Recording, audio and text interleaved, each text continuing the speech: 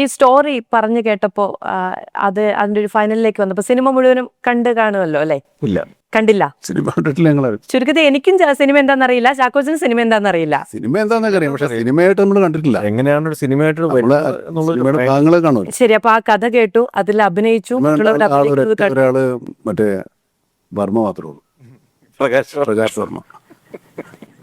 ഞാൻ കണ്ടത് എന്തൊരു പ്രോഗ്രാം ആയിരുന്നു. പ്രകാശ് വർമ്മ മാത്രമേ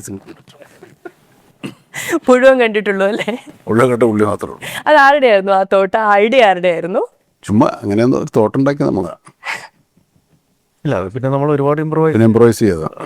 അതിൽ എഴുതി വെച്ച ഡയലോഗൊന്നും ഇല്ല, പഠിച്ച ഡയലോഗും ഇല്ല. ഇങ്ങനെ ഒരു സീൻ ചെയ്യാൻ അങ്ങനെ ഇംപ്രവൈസ് ചെയ്ത് ഐഡിയ ചെയ്താണ് അങ്ങനെ സംസാരിച്ചു. അപ്പൊ അതും ചാക്കോച്ചനും കൂടെ ഒരുമിച്ചിരുന്നിട്ട് ഇത് പറയുമ്പോൾ ആക്ച്വലി നിങ്ങൾക്ക് അങ്ങനെ ഒരു ആശങ്കയുണ്ടോ എന്നൊരു തോന്നലുണ്ടാവും.